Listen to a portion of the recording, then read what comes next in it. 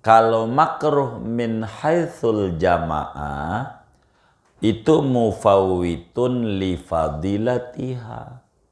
Bila kita melanggar kemakruhan berjamaah, itu menghilangkan ganjaran 27. Bukan merusak berjamaahnya. Begitu. Sekarang aturannya. Jadi bagaimana supaya berjamaah ini sempurna? Ini kan baru aturan, yang penting jangan di depan. Ini yang ditaruh di otak. Jangan di depan. Bagaimana nih cara berjamaah nih? Untuk menghitung depan sejajar, belakang, apanya rumusnya? Rumusnya tumit. Untuk menghitung depan sejajar atau di belakang, rumusnya tumitnya makmum jangan di depan imam. Tumitnya makmum jangan di depan tumit imam. Tahu kan tumit yang belakang nih? Iya. Itu tumitnya, bukan jarinya, bukan. Bagaimana kalau kita suami istri? Ini kan makmumnya laki-laki tadi itu. Sekarang suami istri. Ini bagaimana kalau dia nih bininya, kok pakai sarung? Ini anggap aja. Jangan dipersoalin kayak begitu tuh. Capek di saya. Anggap aja begitu. Anggap baris di belakang. Kalau bini kayak begitu tuh. Barisnya di belakang. Kalau di kanan kurang ganjarannya. Begitu. Ini baris sholat. Begitu. Nah, sekarang punya anak satu, laki. Ini sini satu siapa nih? Begitu. Begitu. Loh, ini kok anaknya udah kumisan? Contoh. Jangan diprotes. Karena anaknya laki, barisnya di sebelah kanan.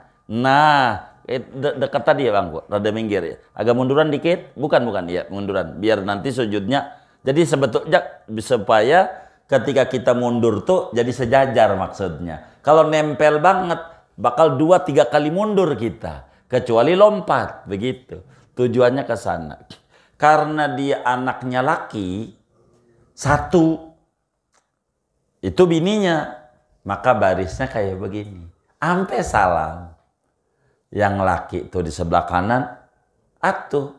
Ya ibu di belakang. Ini anak songong nih, ibu di belakang, di depan. Bukan. Tidak ada songong kalau mematuhi perintah Allah dan Rasulnya. Emang aturannya. Udah begitu aturannya. Dan ini kudu dipakai. Begitu. Sebagaimana teman-teman kita, Bang Haji Udel tuh udah mengatur Anwar. Pokoknya siapapun, walaupun ahli waris wakif, kalaulah dia pakai sendal di bawah. Kata model tuh. Iya, yang pakai kopiah di atas. Kan dia tuh bagiannya kalau ngomong. Kan saya tuh harus dipikirin kalau ngomong. Begitu. Ini aturannya begini nih. Sekarang saya mau nyontoh. Bila mana ibu-ibu kan suka ada taraweh juga ibu-ibu ya. Atau id juga ya. Suka ada. Saya minta 4 orang. Coba 4 orang, Bang. 2 lagi. Saya butuh 2 lagi. Biar 4. Iya. Ya, biar 4, begitu, biar enak. Baik. Coba baik. Coba baris sejajarin barisnya. Biasa normal aja, kan sujudnya susah kalau enggak. Coba mundurin biar normal. Kelihatan ini semuanya? Baik. Bagaimana kalau perempuan ngimamin? Kalau perempuan ngimamin, imamnya jangan jauh-jauh. Imamnya. Jangan kayak laki. Ini namanya cara berjamaah laki. Kalau imamnya kayak begini nih perempuan, kagak dapat ganjaran 27. Namanya ngarang-ngarang sendiri. Bagaimana cara perempuan berjamaah? Imamnya kudu diri lempeng dengan jempol kaki makmum. Munduran Bang Dos. Nah terus Coba baris dulu, baris sejajar semuanya. Nah, baik. Udah sejajar, majuan dulu satu langkah. Nah, baik. Nah, ini namanya sedekap. Baik. Ini namanya berjamaah perempuan. Tuh imamnya segitu aja tuh. Majunya. Jangan maju-maju banget. Gitu. Ini kan emansipasi wanita. Bukan. Aturan berjamaah. Perempuan itu imamnya jangan nongol-nongol. Ukurannya jari makmum tuh, jempolnya tuh. Jadi tumit jempolnya makmum lurus dengan tumit imam. Jadi majunya segitu doang tuh. Terus aja sampai rapat. Baru belakang normal dan ngikutin sop mau sujud. Nih imam. Kayak begini nih kalau seturu-turu perempuan. Cara barisnya. Kalau maju, coba maju kayak tadi orang laki, maju. Baik, rapat dengan maju. Enggak dapat ganjaran 27. Berjamaahnya sah. Karena syarat makmum yang pertama, jangan di depan imam. Ini enggak di depan. Tapi ada aturannya. Nih garuk-garuk paham apa kagak? Kan ngeri sayanya. Ini udah paham belum nih? Baik, kalau udah paham saya suruh duduk semuanya. Dah. Begitu tuh.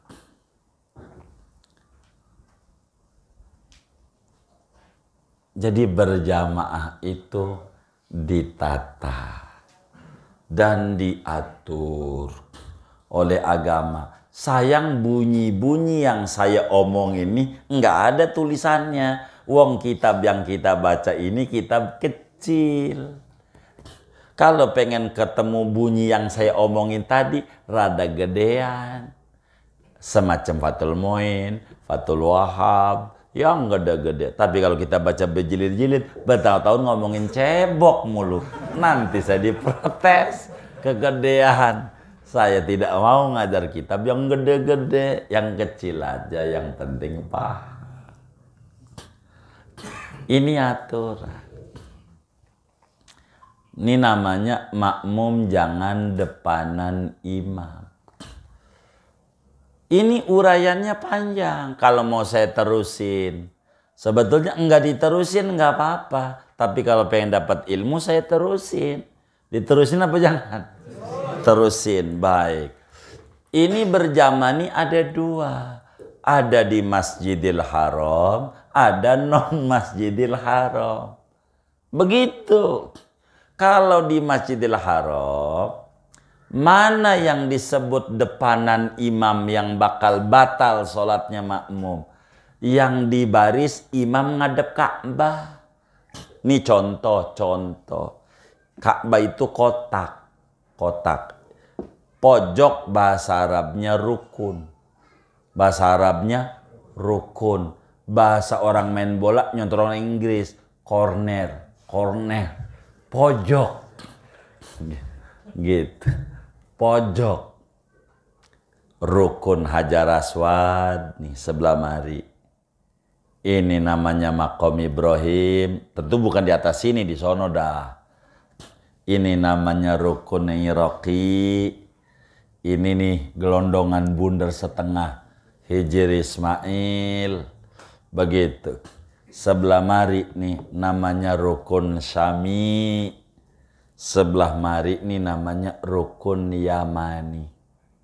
Namanya Ka'bah tuh. Sekarang imam di mana barisnya? Gua umroh sih udah 10 kali, tapi kan gua gak tahu baris imam. Lu sholatnya di luar lo.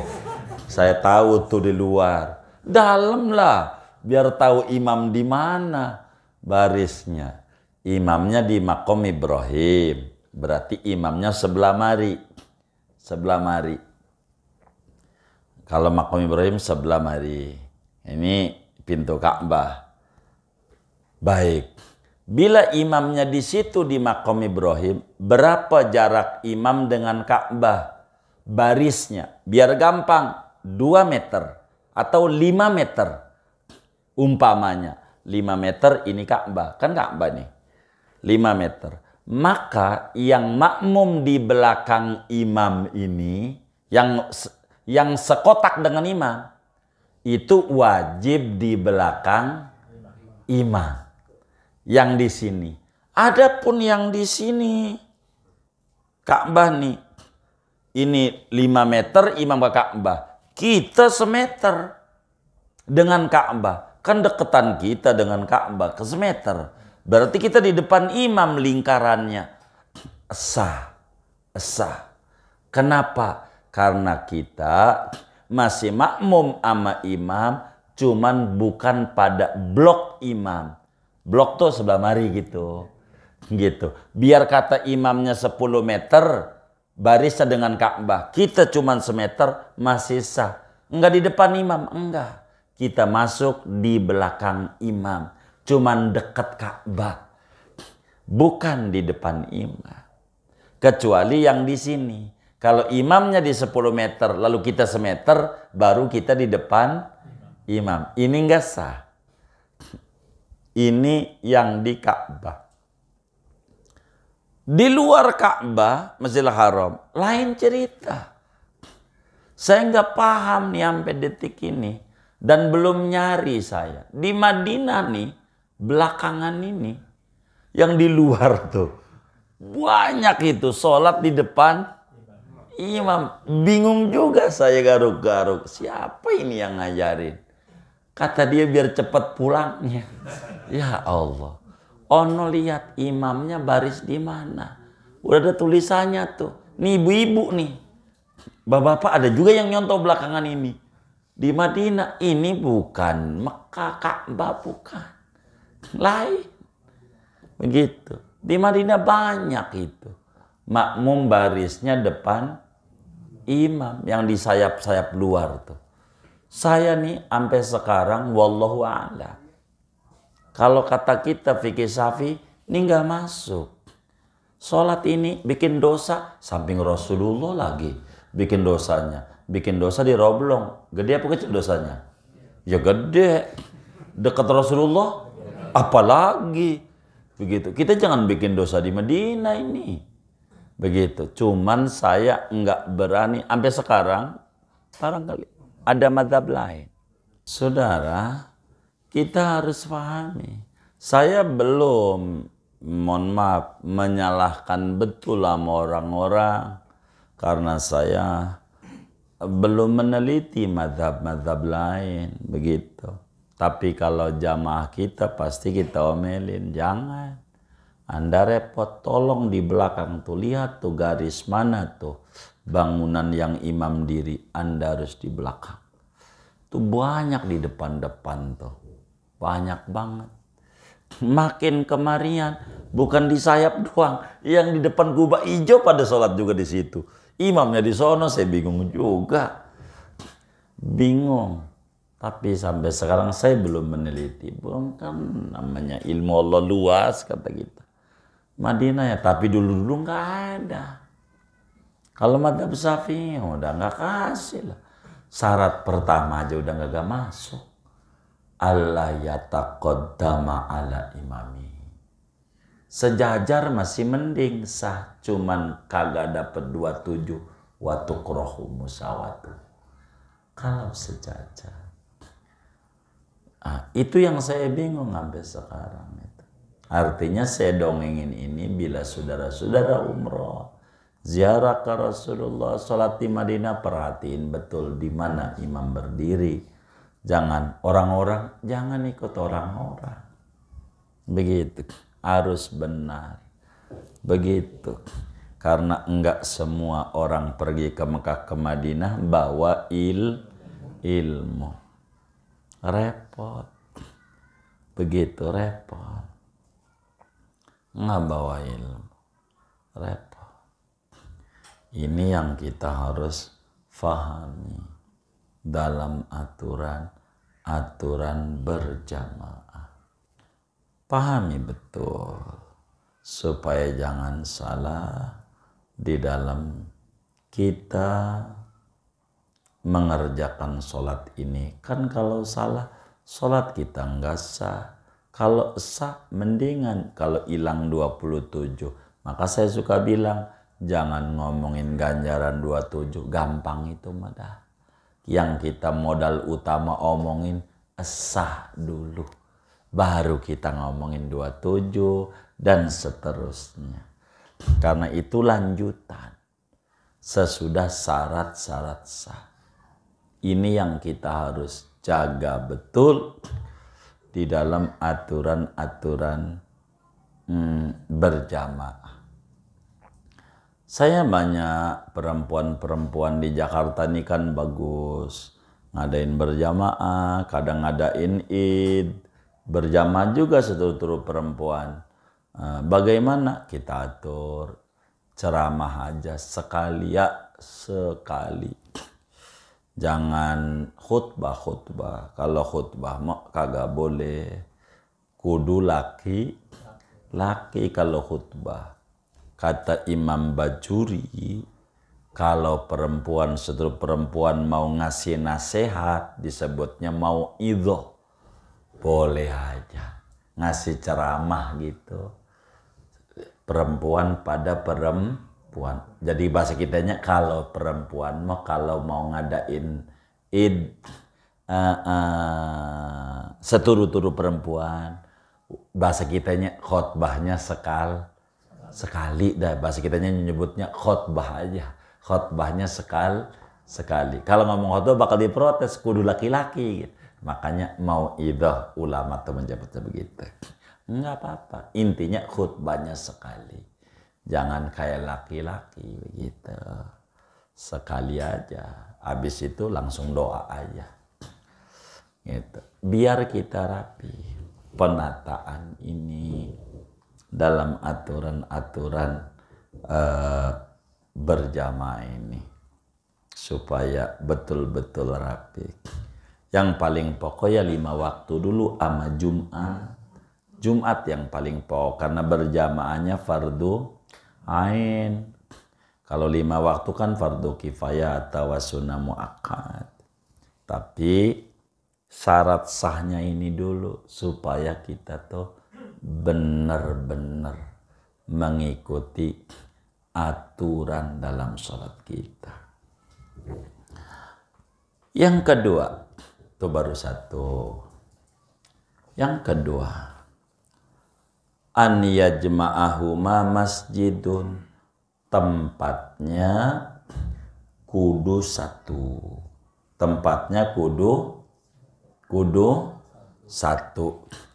Tempat sholat ini bisa masjid, bisa bukan masjid. Ini yang harus kita pahami. Bisa masjid, bisa bukan masjid. Bila mana tempat pelaksanaan sholat Jumat itu, sholat berjamaah itu, termasuk Jumat, adalah tempatnya masjid, maka supaya sah. Bila tempatnya enggak 1, 2 lantai, 3 lantai, dan seterusnya. Kalau tempatnya masjid, masih masjid. Artinya imam di masjid, makmum di masjid. Begitu. Cuman bedanya beda ruangan. Orang kita sebut beda lantai. Mau ditutup rapat kek, mau kagak kek. Kayak ini anggap masjid, atasnya bawahnya. Tutup rapat, enggak ngaruh. Asal bawahnya masjid, atasnya masjid. Supaya sah. Berjamaahnya bila mana tempatnya adalah masjid, aturannya berjamaah itu syaratnya 3. Bila tempatnya sama-sama masjid. Sama-sama masjid, hanya beda lantai. Sama-sama masjid. 1, makmum kudu tahu perpindahan imam. Kudu tahu. Tahu itu lewat suara atau lewat lihat. Tuh tahu. Boleh. Yang penting tahu. Nih umpama nih, imamnya lantai 2. Ini juga masjid juga di bawah ini. Cuman beda lantai. Tutup rapat. Ada suara. Nggak mesti TV. Nggak mesti kasih TV. Yang penting tahu pergerakan imam. Sah dia. Itu 1. 2, jangan depanan imam. Jangan depanan imam. Kalau depanan imam, makmum itu tidak sah. Barisnya. Contoh. Ini contoh gitu. Lah, lantai 2. Atas masjid, bawah masjid. Bawah masjid nih. Imamnya di sini nih, lempang tiang. Di atasnya, barisnya. Kita di sini. Karena di bawah luasan gitu. Umpamanya. Maka kita nggak sah. Karena kita depanan imam, barisnya. Jadi yang pertama, kudu tahu pergerakan imam. Tahu itu lewat denger atau lihat. Lihat. 2, jangan depanan imam. 3, syaratnya nih, bisa nyampe ke imam walau muter-muter, walau membelakangi kiblat. Kudu ada penghubung antara makmum dan imam. Bahasa kita, kudu ada tangga, begitu biar gampang bahasanya tuh. Biar gampang. Kudu ada tangga yang bisa nganterin makmum ke imam. Walaupun membelakangi kiblat. Tangganya di luar. Di samping.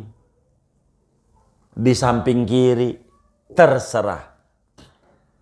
Ibarat ini masjid. Ini masjid nih. Ini masjid, bawahnya. Atasnya masjid. Kalau dua-duanya masjid, terserah. Tangganya mau di mana? Suka-suka Anda. Arsiteknya. Mau di luar? Boleh. Sehingga kalau kemarin imam kudu mantatin kiblat ke sana. Begitu. Enggak apa-apa. Karena sama-sama masjid. Ini diingat-ingat nih. Begitu. Diingat-ingat. Aturan berjamaah. Aturan berjamaah. Sama-sama masjid. Jadi kalau atas masjid, bawah masjid, tangga terserah. Mau di luar, mau di dalam, mau di kanan, di kiri, terserah. Yang penting makmum maranin imam bisa. Itu tangga penghubung untuk ketemu dengan imam. Kalau tempatnya adalah sama-sama masjid. Bila mana tempatnya yang satu masjid, satu bukan.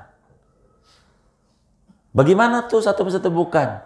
Atasnya masjid, bawahnya aula, tempat kawinan. Aula. Tahu aula nggak? Aula. Bukan tetangganya Bang Nur. Gitu. Ini aula. Gedung-gedung. Ruang serbaguna. Bawahnya ruang serbaguna. Begitu. Atasnya masjid. Kan bisa terjadi begitu tuh. Bisa terjadi begitu tuh. Contoh mana? No, masjidnya Hadratus Syekh Muallim Syafi'i Adzami Al-Ashiratus Syafi'iyah, Bayoran Lama. Itu atasnya masjid, bawahnya aula. Bawahnya aula. Iya, pokoknya yang mana kayak begitu. Kayak begitu tuh. Bawahnya aula, bawahnya, atasnya masjid. Bila itu yang terjadi, supaya sah berjamaah kita nih yang harus dipikirin. Orang lain urusan dia. Kita biar sah. Jangan sampai kita perasaan udah sholat padahal belum menurut agama. Bila tempatnya bukan masjid, syaratnya 4. Ini kita harus tahu. Begitu. Saya berharap Anda semua ini Allah kasih duitnya banyak. Nanti bangun masjid. Jangan asal bangun. Ngaji dulu. Begitu maksud saya. Biar benar. Kalau rencana yang bawahnya adalah aula daya, gitu, ruang serbaguna, atasnya masjid, syaratnya biar sani. Berjamaah kita ada 4. 1, kudu tahu perpindahan imam. Kudu tahu.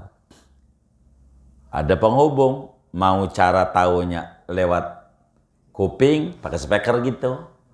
Mau cara tahunya lewat lihat. Yang penting tahu. Imam ruku, imam sujud. Begitu, kudu tahu. Itu begitu. Lewat speaker nggak apa-apa, nggak apa-apa. Begitu. Silakan saja. Lewat TV boleh aja, cuman makruh. Karena sholat itu kudu liatin tempat sujud. Ini kagak, liatin TV. Mana runyak lagi, ini banyak semutnya. Begitu.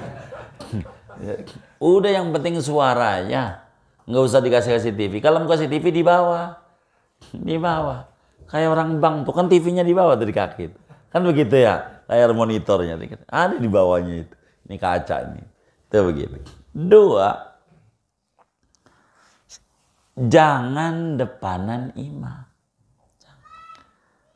Nggak boleh. Kalau sampai depanan imam. Tumitnya kayak tadi. Kalau kita sampai depanan tidak sah. 3. Kudu ada penghubung antara makmum dan imam tanpa membelakangi kiblat. Tanpa membelakangi kiblat. Kita contoh ini, enak nih contohnya.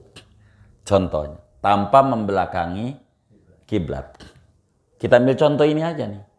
Enak nih. Ini atas masjid. Ya, atas, bawah, aula. Maka si makmum tuh barisnya di belakang tangga itu. Nggak boleh di sini nih. Di belakang tuh tangga mau naik tuh. Belakang ngono. Kalau barisnya di sini, kita maranin imamnya kudu muter. Makanya sesekali supaya saudara faham, lihat masjidnya Muallim Syafi'i Adami. Ada bolongnya di atasnya tuh. Coba lihat. Dibolongin masjidnya. Ada bolong. Kasih tangga, nggak permanen. Jadi tangga itu buat Jumat doang karena nggak ketampung. Gitu, kalau 5 waktu ketampung lah di atas. Maka ada bolongan. Dikasih tangga. Tangga itu tuh bambu gitu. Ditempelin tuh tangga. Maka orang-orang kudu baris di belakang tangga. Jangan di depan tangga. Jadi kalau imam batal dia mau gantiin imam, kagak ngebelakangin kiblat. Ini tangga ini kayak orang. Kudu ada. Kalau tangganya di belakang, kagak sah. Tuh begitu. Kalau tangganya di belakang. Yang di bawah enggak tuh. Karena dia maranin imamnya kudu apa? Muter-muter bahasa gampangnya. Membelakangi kiblat. Tuh aturan. Begitu. Kalau kita orang itu bawahnya masjid, atasnya masjid, bahasa Betawinya suka-suka lu. Mau tangganya di dalam, mau tangganya di luarnya, mau di belakang atau samping. Kalau sama-sama masjid. Begitu.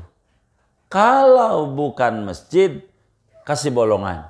Kalau enggak bisa dia marahin imamnya. Bakal jadi kendala. Ini aturan berjamaah. Supaya kita bisa paham. Begitu.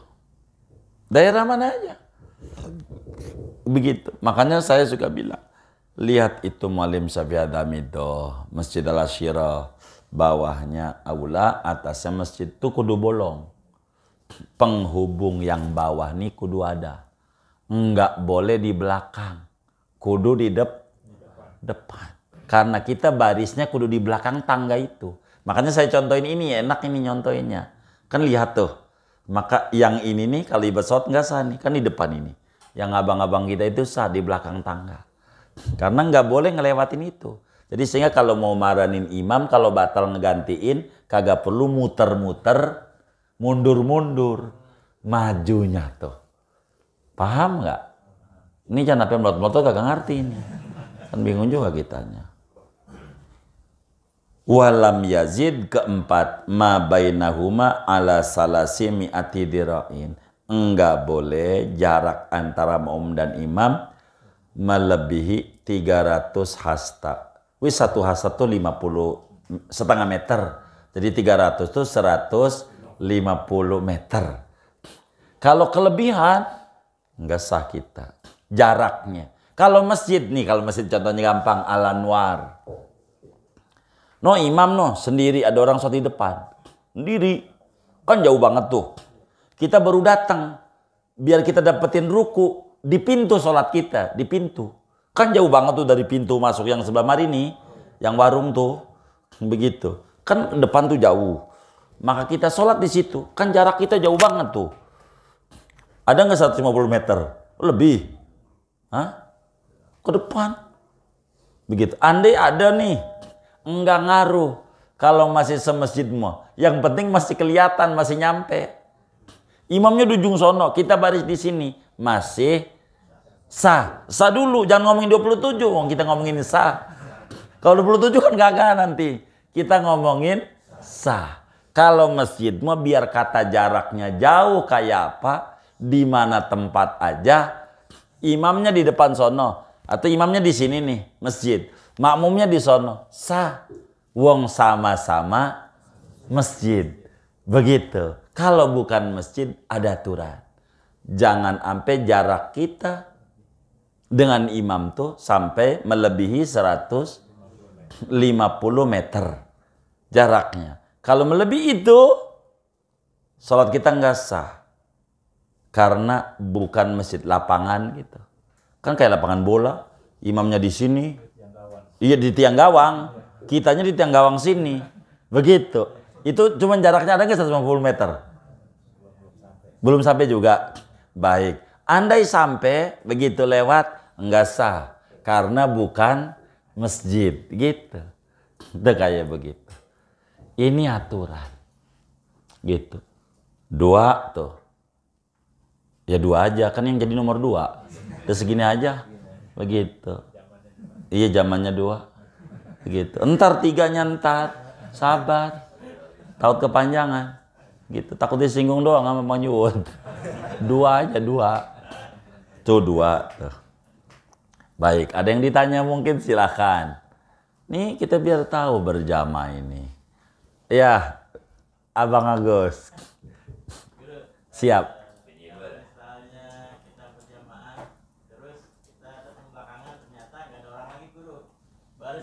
Baris kedua tuh baris depan udah penuh, kita sendiri. Apakah kita tetap sendiri atau ada beberapa tayangan kan apa nepuk atau gimana itu? Baiknya gimana? Iya baik.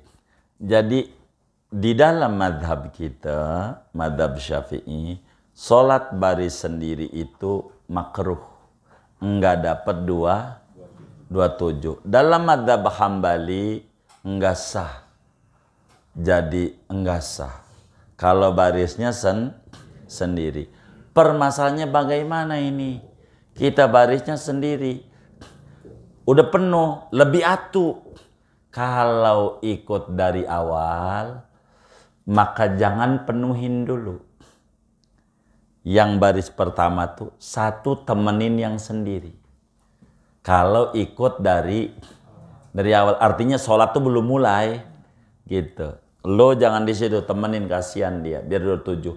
Ntar biar yang datang ngisi yang ono. Itu aturannya, supaya dia jangan makruh. Ini masalahnya kadongan, udah baris, udah sholat. Disinilah ada ajaran nepuk, nyolek. Bagaimana caranya? Caranya maka baris kita di pantat teman kita, di dekat teman kita. Jangan di sop 2 ngikuti barisan, tapi di dekat teman kita. Biar bahasa saya tuh di pantat. Kalau pengen contoh harus baris orangnya, kalau pengen contoh. Tapi kalau kereka nggak baris nggak apa-apa, gitu. Kalau kepaham nih, bagaimana tuh? Maka kita takbir dulu. Caranya, ini yang diajarin. Allah, Yusuf udah. Allahu Akbar. Udah Allahu Akbar, colek tuh teman kita. Enggak boleh sebelum takbir kita nyolek, dosa. Begitu. Nyoleknya sesudah takbir. Allahu Akbar. Udah Allahu Akbar, teman kita colek. Colek tuh artinya lo temenin gua mundur. Karena gua makruh sendiri. Maksud colek. Ini teman kita yang dicolek juga kudu ngaji. Kalau kagak ngaji juga susah waktu colek. Susah. Emang kudu ngaji juga. Begitu. Yang dicolek nih. Tuh nyolek tuh ajarannya di Fathul Mu'in tuh kayak begitu. Nyolek tuh. Namanya jarrul musalli. Narik. Orang kita bilang nyolek dah. Colek tuh. Sesudah kita kalau belum takbir nggak boleh. Nyolek tuh. Yang kayak begitu tadi tuh nyolek tuh. Jadi udah Allah Akbar colek. Dan temen ini udah ngaji juga. Maka dia mundur. Kan kosong depan. Yang baru datang isi itu. Begitu caranya. Begitu. Tapi kalau belum sholat, kita mau makmum biar dapat 27, nggak perlu nyolek, nggak usah. Begitu. Mana yang kita jadiin imam makmum masbuk? Tahu makmum masbuk nggak? Contoh Ustadz Dadus kan ngimamin, ya kan? Kita jadi makmum, saya telat, telat dohor dah umpamanya, baru 2 rakaat saya ikut tuh. Lah kan saya dapat berjamaah, kan yang penting imam belum salam, ya kan? Gitu. Dapat ganjaran berjamaah. Saya niatnya jadi makmum. Lah dia salam. Kan saya diri. Bener nggak? Saya diri. Uang kurang berapa? 2. Lah Agus datang. Colek saya. Gue ikut, kan begitu maksudnya. Ini kata kita, saya jadi imam. Enggak ngaruh. Enggak perlu kita niat jadi imam. Gitu. Kalau boleh, enak dia. Tadi udah dapet 27. Sekarang 27, 54. Enggak ada 54 derajat. Jadi yang namanya makmum itu enggak perlu nyolek. Takbir aja yang kencang kalau kita mau ngikut. Allahu Akbar. Dia tahu, gue ikut. Imam nggak perlu tahu makmumnya siapa. Imam tuh nggak perlu tahu. Kalau makmum kudu tahu. Imam nggak tahu nggak apa-apa. Nggak tahu nggak apa-apa. Jadi ini ngaji. Kita yang ngaji itu kudu tahu siapa yang ngajar. Pokoknya ada aja yang ngajar. Ini bagaimana? Begitu. Kalau guru nggak tahu si yang ngaji itu namanya siapa, nggak apa-apa. Begitu. Tapi kita kudu tahu imamnya siapa. Kudu tahu. Begitu. Imam. Itu begitu. Oleh karena itu makruh baris sendiri. Gitu. Munfaridan anis sofi. Makruh. Hukumnya. Bagaimana biar gak makruh kayak tadi? Barisnya terserah dia. Yang bagus di tengah, karena nanti sop 2 tuh bukan dari pinggir, mulainya dari tengah. Tengah colek. Begitu. Dan ingat, dicolek juga, yang dicolek nih kudu ngaji. Kalau kagak ngaji tetap aja susah juga. Baris sholat tuh, kayak tadi saya contohin. Kalau kagak ngaji nggak tuh mundur, nggak tuh kagak betahan. Duluan gua ngapain lu mundur-mundur? Begitu. Ini jadi repot juga. Maka emang semuanya kudu ngaji. Kurang lebih demikian. Wallahu a'lam. Sudah? Iya baik kalau sudah mah.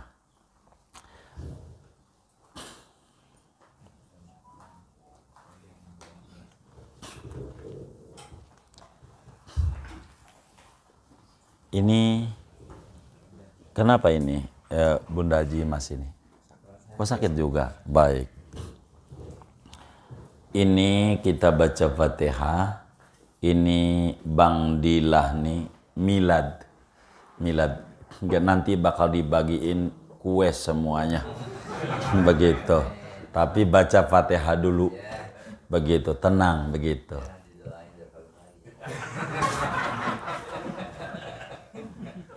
Kita baca Fatihah Bang Dila milad malam hari ini. Begitu kita baca Fatihah, moga di ulang tahunnya beliau ini diberi panjang umur dalam taat kepada Allah, diberi rezeki yang luas untuk ibadah kepada Allah, diberikan karir yang berkah, keluarga yang berkah, anak keturunan yang berkah, dan segala hajat-hajatnya di yaumul milad ini Allah ijabah, harapannya Allah wujudkan. Al-Fatihah.